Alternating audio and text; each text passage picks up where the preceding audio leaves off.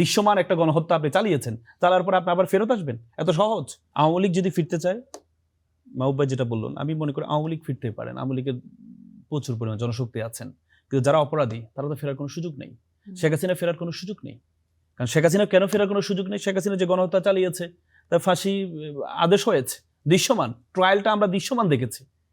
তিনি তো বাংলাদেশের ইতিহাসে আপনি দেখেন, বাংলাদেশের ইতিহাসের দিকে আপনি তাকান, কখনো কোনো নেতা যা কিছু করেছে কখনো পালিয়ে যান নাই। এরশাদ 9 বছর জেল খেটেছে, বেগম জিয়া 4-5 বছর জেল খেটেছে, তারপরেও পালিয়ে যান নাই। কিন্তু এই প্রথম লক্ষণ সেন আর সেই শেখ হাসিনা পালিয়ে যাওয়ার পরে, একটা গণঅভ্যুত্থানের পালিয়ে যাওয়ার পরে আপনি মাথা উঁচু করে বললেন, মাথা উঁচু করে উনি ফিরে আসবেন। মাথা উঁচু মানে কি? তার মানে আপনি নিচু করে ফেরত গিয়েছেন, এখন উঁচু করে আসতে চাচ্ছেন। আপনি বললে তো হবে না। আপনার দৃশ্যমান এখনো পর্যন্ত রক্তের দাগ এখনো লেগে আছে রাস্তায়। আপনি রাস্তায় যান, রক্তের দাগ এখনো লেগে আছে। এখনো আপনি মানুষের বাসার পাশে দিয়ে হেঁটে যান, এখনো মায়ের কান্না আপনি শুনতে পাবেন। তাহলে এটা দৃশ্যমান একটা গণহত্যা আপনি চালিয়েছেন, চালার পর আপনি আবার ফেরত আসবেন? এত সহজ? এত সহজ? আপনি বিচার মোকাবেলা করেন। এনসিপির মুখ্য সমন্বয়ক নাসিরউদ্দিন পাটোয়ারি বলেছেন যে বর্তমান সরকারের ব্যর্থতার কারণে আসলে আওয়ামী লীগ আবার সক্রিয় হওয়ার সাহস পাচ্ছে। আওয়ামী লীগ কি সক্রিয় হওয়ারই কথা না? এটা আমি একমত পোষণ করি। কেন পোষণ করি? আমাদের এই যে গণ অভ্যুত্থানে যারা নেতৃত্ব দিয়েছেন, যতগুলো দল আছে, দলের মধ্যে যখন এই ফাটলটা শুরু হলো, এই যে বিভাজনের রাজনীতি শুরু হয়েছে, এটা যে তৃতীয় শক্তি সুযোগটা পাচ্ছে। আপনি সরকারের সবচেয়ে দায়ী ছিল, সরকার টু থার্ড মেজরিটি এই যারা পলাতক শক্তি, আপনি থার্ড পার্টি চলে আসছে।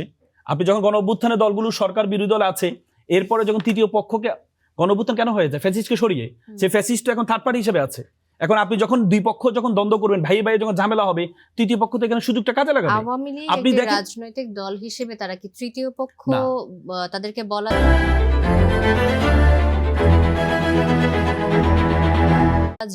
এত বড় রাজনৈতিক তৃতীয় পক্ষ বলেছি আমি, তৃতীয় পক্ষ বলেছি হচ্ছে এখন যদি সরকার এবং বিরোধী দল থাকে, তাহলে তৃতীয় পক্ষ তো সুযোগ সন্ধানী।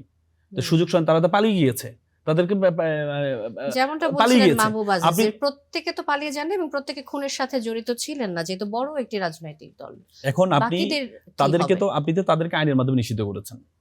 এই আইন এখন তো আইনের মাধ্যমে নিষিদ্ধ। আপনি যখন এই আইন এবং সবচেয়ে বড় ভয়ঙ্কর বিষয় দেখেন, আমাদের সন্ত্রাস বিরোধী ট্রাইব্যুনালে সন্ত্রাস বিরোধী যে আইনটা আছে, সে আইনে 18 ধারা তো নিষিদ্ধ করা হয়েছে নিষিদ্ধ সত্তা হিসাবে, এবং কি বলা আছে নিষিদ্ধ সত্তার কোনো এই সত্তার কারো কোনো বক্তব্য আপনি যখন প্রসার করবেন, যিনি প্রচার করবেন তিনি অপরাধী হবেন। কিন্তু আমরা দেখতে পাই যে শেখ হাসিনার বিভিন্ন বক্তব্য বিভিন্ন মিডিয়াগুলোতে প্রচার করা হচ্ছে, এটা কিন্তু একটা অপরাধ, আইনের আলোকে অপরাধ। আমি আইনের আলোকে বলছি, আমি আইনের মানুষ আইনের আলোকে বলেছি।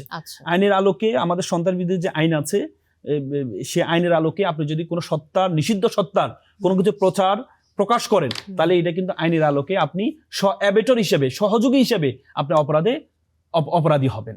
এখন কথা হচ্ছে আওয়ামী লীগের যারা এখন বিচার চলছে, আমি বারবার আপনাকে বলেছি যে আওয়ামী লীগের ফেরা আসা আর শেখ হাসিনা ফিরে আসা এক বিষয় না।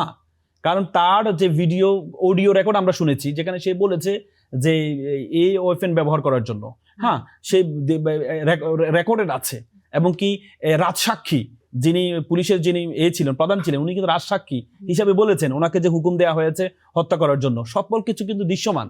এখন তো আগের মতো যুগ না, এখন সোশ্যাল মিডিয়ার যুগ। প্রত্যেকটা জিনিস আমরা দেখি, স্বরাষ্ট্রমন্ত্রী একটা পুলিশ বলেছিলেন না যে একজনকে মারি একজন মরে, দুইজন মরে না।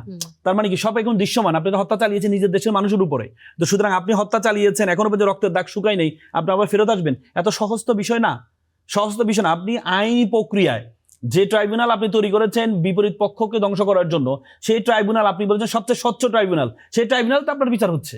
সেই ট্রাইব্যুনাল আপনি যে বিচারটা করেছেন স্কাইপ কেলেঙ্কারির মাধ্যমে, এটা কলঙ্কিত হয়েছে। কিন্তু এখন যে বিচারটা হচ্ছে এটা তো দৃশ্যমান, ট্রায়ালটা দৃশ্যমান, ডিফেন্স লয়ার আছে, সবকিছু দৃশ্যমান বিচার হয়েছে, যা কিছু হয়েছে। তো সুতরাং আপনি তো গোপনে কোনো কিছু হয়নি। সুতরাং এই যে আপনি আইনি প্রক্রিয়া, আইনটা মোকাবেলা করে আপনি আসেন, ফেরত আসেন, কোনো সমস্যা নেই। যারা অপরাধী তারা অপরাধের শাস্তি পাবে, নিরপরাধ আমাদের আইনি একটা ম্যাক্সিম আছে যে 100 জন অপরাধী মুক্তি পাক, একজন নিরপরাধ যেন শাস্তির আওতা না আসে। আমরা চাই না কোনো নিরপরাধ ব্যক্তি এটা শাস্তির আওতা আসে, আমরা চাই না। যারা হত্যাকারী হিসাবে ছিল, যারা হত্যার ইন্ধন দিয়েছে, যারা সুপিরিয়র লাইবিলিটিতে আছে, তারা প্রত্যেকে এই শাস্তির আওতায় আসবে।